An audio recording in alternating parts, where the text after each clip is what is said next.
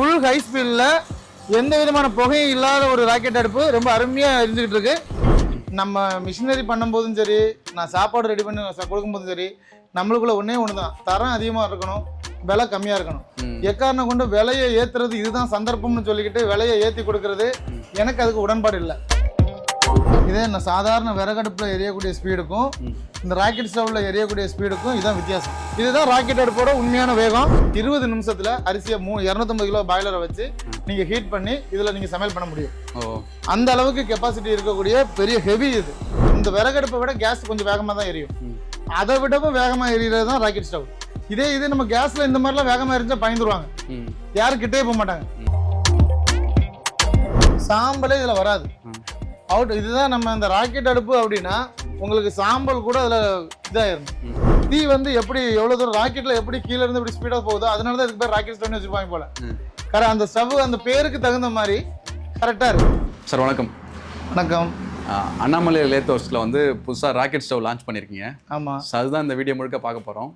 ஆனால் அண்ணாமலை லேத்தோர்ஸில் பார்த்தீங்கன்னா இவ்வளோ நேரம் வந்து ஆயில் எக்ஸ்ட்ராக்ஷன் மிஷினை வந்து குறைஞ்ச விலையில தரமாகவும் அதே சமயத்தில் விவசாயிகளுக்கு ஏற்ற மாதிரி நல்ல டெக்னாலஜி ஓரியன்டாகவும் வந்து கொடுத்துட்டு இருந்தீங்க. என்ன சார் புதுசாக வந்து இந்த ராக்கெட் ஸ்டவ் ஆரம்பிக்கிறதுக்கான காரணம் என்ன சார்? அதோட காரணம் என்னன்னு பார்த்தீங்கன்னா, நம்ம அண்ணாமலையார் உணவகம் அப்படின்னு சொல்லிட்டு ஒரு புதுசாக ஹோட்டல் ஆரம்பிச்சிருக்கோம். சரிங்க. அப்புறம் அந்த ஹோட்டல் ஆரம்பிச்சதுக்கு அப்புறமே ஒரு 100 சில்லி ஃப்ரீ பிரியாணி அப்படின்னு சொல்லிட்டு ஒரு ஆஃபர்லாம் போட்டு நல்லா அருமையாக ஆரம்பிச்சதுலாம் நல்லா தான் ஆரம்பித்தோம். நம்ம நேரமோ என்னமோ தெரியல, சிலிண்டர் தட்டுப்பாடு வந்துருச்சு. சிலிண்டர் தட்டுப்பாடு வர போய் கமர்ஷியல் சிலிண்டர்லாம் கட் பண்ணிட்டாங்க. கட் பண்ண பிறகு நம்மகிட்ட ஒரு 2 சிலிண்டர் இருக்கு, ஒரு சிலிண்டர் தீருது. தீரும் போது எங்கள்கிட்ட நான் வந்து ஒரு சும்மா ஃபேக்காக இருக்கும், ஒரு ஃபேஸ்புக்கில் சும்மா ஒரு வதந்தி பரப்பிட்டு இருக்காங்க, அப்படியெல்லாம் சிலிண்டர்லாம் கட் ஆகாது அப்படின்னு நான் நம்பினேன். ஆனால் புக்கிங் பண்ணும்போது தான் தெரிஞ்சுது அது உண்மைதான், கமர்ஷியல் சிலிண்டரை கட் பண்ணிட்டாங்க அப்படின்னு. அதுக்கப்புறம் நான் தெரிஞ்சிட்ட வரைக்கும் பார்த்தீங்கன்னா என்னோட நண்பர்களோட ஹோட்டலு 2-3 ஹோட்டல்ஸ்லாம் நடத்த முடியாமல் ஆஃப் பண்ணிட்டாங்க. ரைட்டு. இதுக்கப்புறம் பார்த்தீங்கன்னா மார்க்கெட்டில் ராக்கெட் ஸ்டவ்னு சொல்லிக்கிட்டு நல்ல மூவிங்கில் போகுது. நான் என்ன நினச்சோம்னா ஒரு ஸ்டவ் வாங்கி நம்ம ஹோட்டலில் ரன் பண்ணிடலாம் அப்படின்னு நினச்சிட்டு ஸ்டவ் மேனுஃபேக்சர் கம்பெனி அப்படின்னு சொல்லிக்கிட்டு இருக்கக்கூடிய எல்லா கம்பெனிக்கும் நாங்கள் ஃபோன் பண்ணி பேசுகிறோம். நாங்கள் நேரில் போகிறோம். போய் நாங்கள் வந்து கேட்கும்போது என்ன சொல்கிறாங்க, 4 மாதம் இல்லைன்னா 5 மாதம் புக்கிங் பண்ணணும் அப்படிங்கிறாங்க. அப்போ நமக்கு அப்போ ஒரு 3 மாதத்துக்கு கன்ஃபார்மாக கடையை திறக்க முடியாது அப்படிங்கிற ஒரு நிலைமை ஆயிடுச்சு. சரிங்க. ராக்கெட் ஸ்டவ் நான் வாங்கலாம் அப்படின்னு நினச்சி நான் முயற்சி பண்ணும்போது எனக்கு அதோட டிமாண்ட் வந்து ரொம்ப லேட் ஆகி கிடைக்கும் தெரிஞ்சனால, நம்ம இவ்வளோ மிஷின்ஸை பண்ணுறோம், இதை பண்ண முடியாதா என்ன? நம்ம மக்களுக்கு நல்லது பண்ணு நினச்சா எல்லாம் முடியும். நான் அது வந்து மத்தியானம் இதை பற்றி நான் நினைக்கிறோம், நைட்டு 9:30 மணி அந்த மிஷின்ஸோட இது எல்லாத்தையும் நாங்கள் வந்து கிட்டத்தட்ட ரெடி பண்ணிட்டேன்.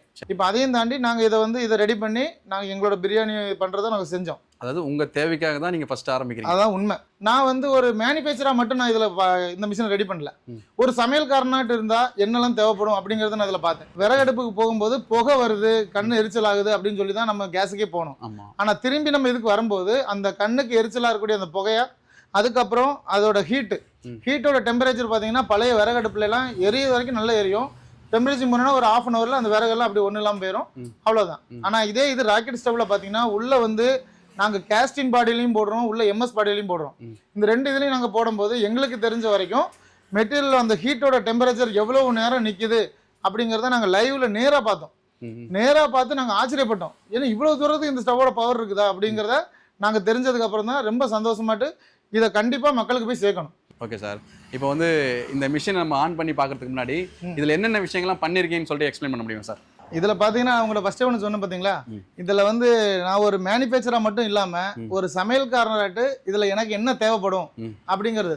என்னன்னா, நீங்கள் ஒரு சமையல் பண்ணிக்கிட்டு இருக்கும்போது கேஸ் உடனே தீர்ந்துருச்சு அப்படின்னா சமையல் அதுக்கப்புறம் பண்ண முடியாது.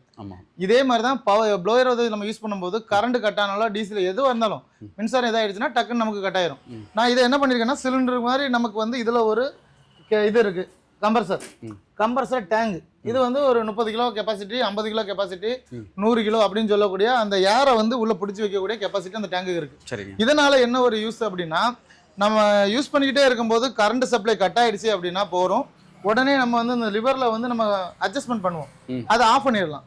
ஆஃப் பண்ணிக்கிட்டு நமக்கு தேவைக்கு தகுந்த மாதிரி ஹீட்டை கரெக்டாக கொண்டு போகிற அளவுக்கு கொஞ்சமாக லைட்டாக ஆன் பண்ணால் மட்டும் போதும். அந்த அளவுக்கு போதுமான அளவுக்கு நம்ம வந்து அந்த ஹீட்டை வந்து டெம்பரேச்சர் கொண்டு வந்துட்டா நம்ம உடனே அது வந்து ஸ்டாப் ஆகாமல் ஒரு 10 நிமிஷம், அதாவது நம்ம செய்யக்கூடிய சமையலை வந்து அதை அப்படியே காப்பாற்றிடும், எதுவும் வீண் போகாது. அந்த பொருளோட ஒரு ஹீட்டு அந்த உடனே நமக்கு அது கட் ஆயிடுச்சு அப்படின்னா நம்ம செய்யக்கூடிய அந்த டேஸ்ட் வராமல் போகும்.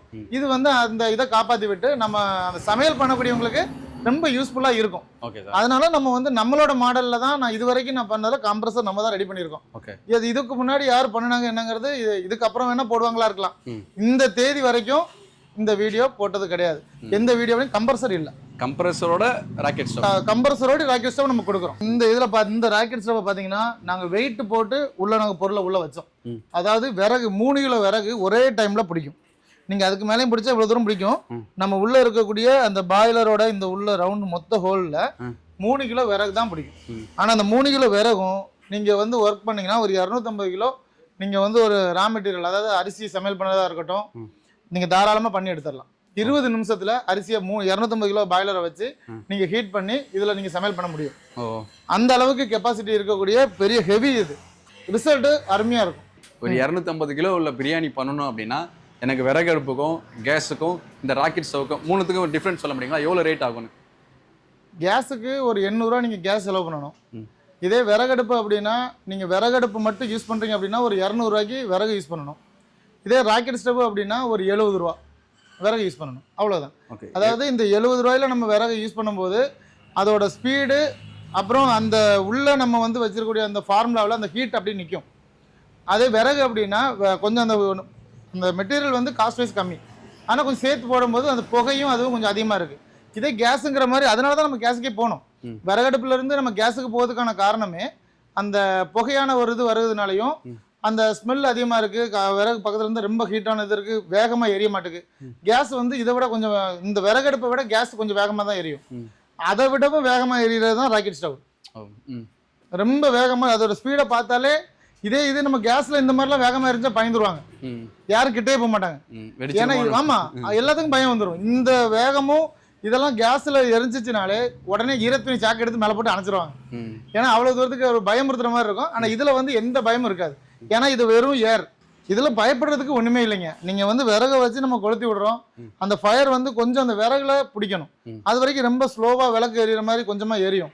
அந்த ஒரு சரியான அளவுக்கு மேலே அந்த விறகு பிடிச்சதுக்கு அப்புறம் தான் நீங்கள் வந்து அந்த கம்ப்ரஸரையே நீங்கள் ஸ்டார்ட் பண்ண போகிறீங்க. ஓகே சார், எனக்கு அப்படியே லைவாக காட்ட முடியுங்களா? தாராளமாக காமிச்சிடலாம். கொஞ்சம் அப்படியே வாங்க, அந்த விறகு எடுத்து உள்ள போடுங்க. அவ்வளோதான், போதுமானது. இந்த அளவு இருந்து இது. ஆமாம், இதை விட நீங்கள் கம்மியாக வச்சு போட்டாலும் சமையல் பண்ண முடியும்.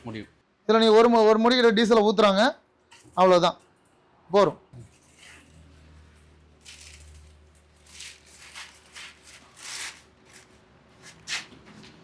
ஸோ இது பேப்பர்னால புகை வருது இந்த அளவுக்கு. ஆமாம், கரெக்டாக இப்போ பிடிக்க ஆரம்பித்த உடனே உங்கள் லைவ்லேயே நான் உங்களுக்கு காட்டுறேன். அந்த பக்கம் கம்ப்ரஸர் இருக்குது. கம்ப்ரஸரோட இந்த ஏரை வந்து இப்படி ஓப்பன் பண்ணுவோம். அதுக்கு முன்னாடி இந்த வால்வு வந்து கேட் வால்வு, இதோட இதை ஓப்பன் பண்ணுவோம். இது உள்ளே நம்ம வேலையெல்லாம் முடிச்சதுக்கப்புறம் இதை ஆஃப் பண்ணிடுவோம். ஓகே. ஏன்னா ரிட்டன் போயிடும். ரிட்டன் போகாமல் இருக்கிறதுக்கு தான் பக்கத்தில் கேட் வால்வு கொடுத்துருக்கோம். அதுக்கு உள்ளேயும் 2-3 மெட்டீரியல்ஸ் உள்ள இது பண்ணியிருக்கோம். ஓகே. அப்போ தான் வந்து அந்த பைப்பு அதோட வேலையை செய்யும். வெறுமனை பைப்பாக வச்சுருந்தோம் அப்படின்னா அந்த வெறுமனை அந்த பைப் வந்து வேலை செய்யாது. கம்ப்ரஸர் வேலையும் செய்யாது, இது நார்மலாக எந்த ஒர்க்குமே பண்ணாது. ஓகே. ஸோ இங்கே வந்து கேட் வால்வை ஓப்பன் பண்ணிட்டோம். ஆமாம். நெக்ஸ்ட் என்ன பண்ணணும்? நெக்ஸ்ட் வந்து இங்கே இருக்கக்கூடிய அந்த கம்ப்ரஸர், இந்த இதுதான் மெயின். இதை நம்ம இப்படி ஓப்பன் பண்ணுறோம். ஓப்பன் வந்து ஏர் போக ஆரம்பிச்சிடும். இன்னும் ஃபயர் நல்ல, ஆமாம், சவுண்ட் வருது பார்த்தீங்களா? அது வந்து ஃபயர் ஆகக்கூடியது.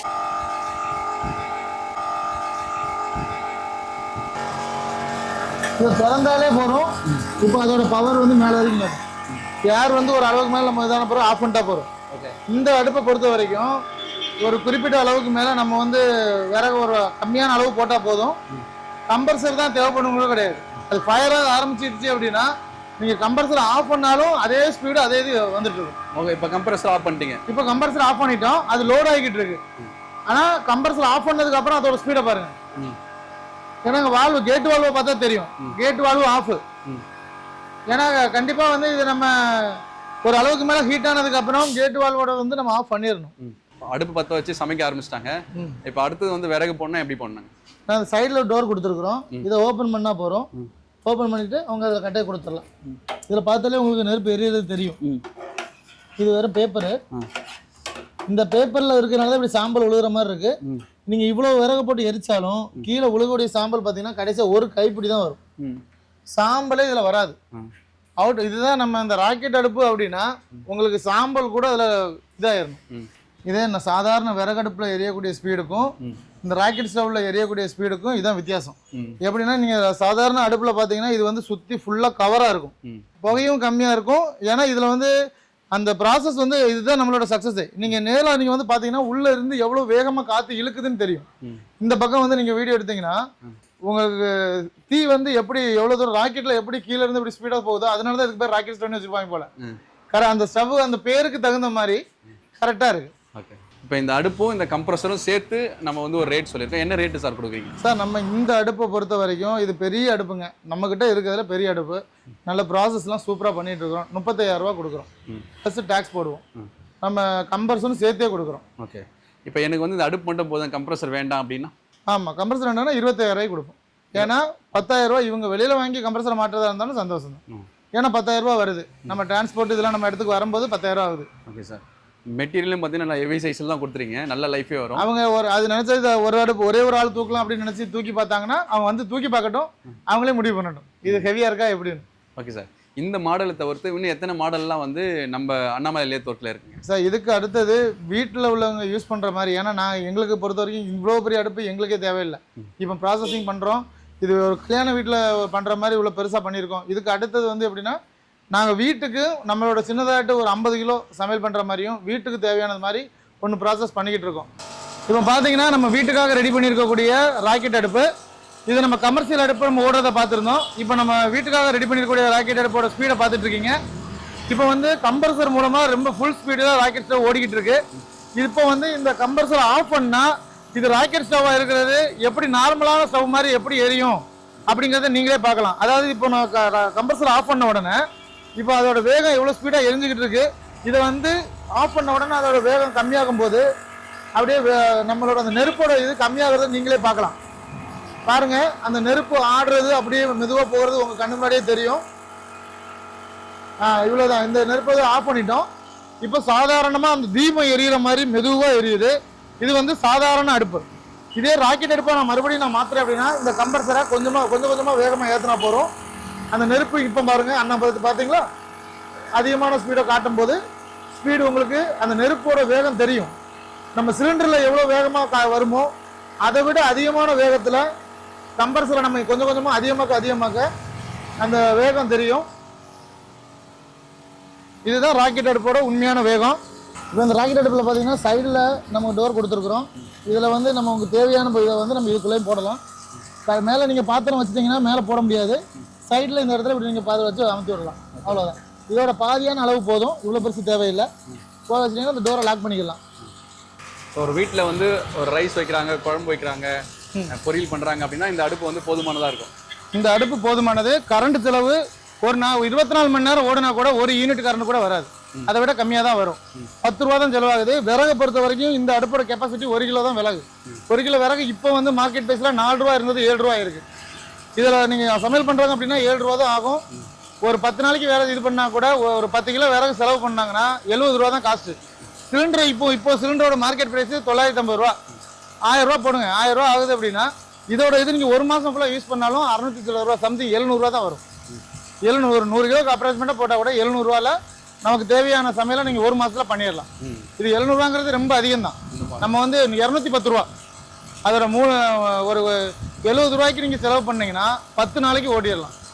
210 ரூபாய்க்கு செலவு பண்ணால் 30 நாளைக்கு அதோட விறகு நம்மக்கிட்ட இருக்கும். அவ்வளோ பெரிய ஒரு டிஃப்ரென்ஸ், ரொம்ப டிஃப்ரென்ஸ் இருக்குது. அது மட்டும் இல்லாமல் இது வந்து தற்சார்பு வாழ்க்கைக்கு தகுந்த மாதிரி நம்ம கேஸ் சிலிண்டர் இது மாதிரி பண்ணியிருக்கோம்.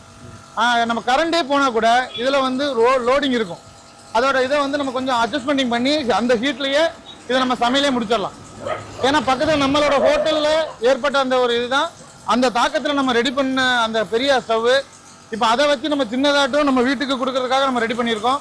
இதுவும் நல்ல சக்ஸஸ்ஃபுல்லாகிட்டு இப்போ கஸ்டமர் கேட்டாங்க, அவங்க ரெக்கமெண்டுக்காக தான் இதை உடனே நாங்கள் ரெடி பண்ணது. இல்லைன்னா இன்னும் ஒரு வாரம் கழித்து தான் இதை நம்ம ரெடி பண்ணலான்னு பிளானு. இன்றைக்கி அவங்க வந்து அதை ரொம்ப அர்ஜென்ட்டாக அவங்களுக்கு சிலிண்டர் தீர்ந்து போச்சு, புக்கிங் பண்ணி சிலிண்டர் எடுக்க முடியல. அதனால அவங்க பிள்ளைங்கள்லேருந்து எல்லாத்துக்கும் நம்ம ஹோட்டல்லேருந்து வாங்கினா அவங்களோட காஸ்ட் வைஸ் எல்லாமே அதிகமாகுது. அதனால அவங்க அது ரொம்ப அர்ஜென்ட்டாக அவங்க கேட்டதுனால அவங்களுக்காக தான் ரொம்ப சீக்கிரமாக நம்ம இதை ரெடி பண்ணது. ஓகே சார், இனிமேல் வீட்டில் கேஸ் பிரச்சனை இருக்குது அப்படின்னா இனிமேல் பயப்பட தேவையில்லை. அண்ணாமலை லேத்தோக்கு வாங்க, ராக்கெட் ஸ்டவ் வாங்கிட்டு போங்க. ஓகே சார், உங்கள் தேவைக்காக கண்டுபிடிச்ச இந்த ராக்கெட் ஸ்டவ் அதை மக்களோட தேவைக்கும் பயன்படுத்தட்டும் அப்படின்னு சொல்லிட்டு அதில் சின்ன சின்ன ஆல்டேஷன் பண்ணி நீங்கள் வந்து கமர்ஷியலாகவும் சரி வீட்டு தேவைக்கும் சரி 2 ராக்கெட் ஸ்டவ் வந்து லான்ச் பண்ணியிருக்கீங்க. கண்டிப்பாக இதை புக் பண்ணணும்னா என்ன பண்ணணும் சார்? புக் பண்ணி எவ்வளோ நாளில் உங்களுக்கு கிடைக்கும்?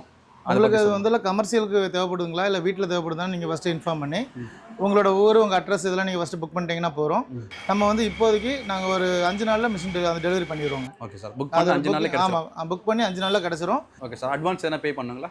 ஆமாம், கண்டிப்பாக. நம்ம வந்து இந்த மிஷின் இதோட ரேட் என்ன ரேட்டோ அதோட 50% நீங்கள் ஒரு பாதிக்கு பாதி ஃபஸ்ட்டு பேமெண்ட் பண்ணணும். நீங்கள் பண்ணினீங்கன்னா அது உங்கள் பேரில் புக்கிங் பண்ணி அதில் பண்ணுற அது வந்து உங்களுக்கு உடனே உங்களுக்கு டெலிவரி பண்ணிடலாம். Okay sir.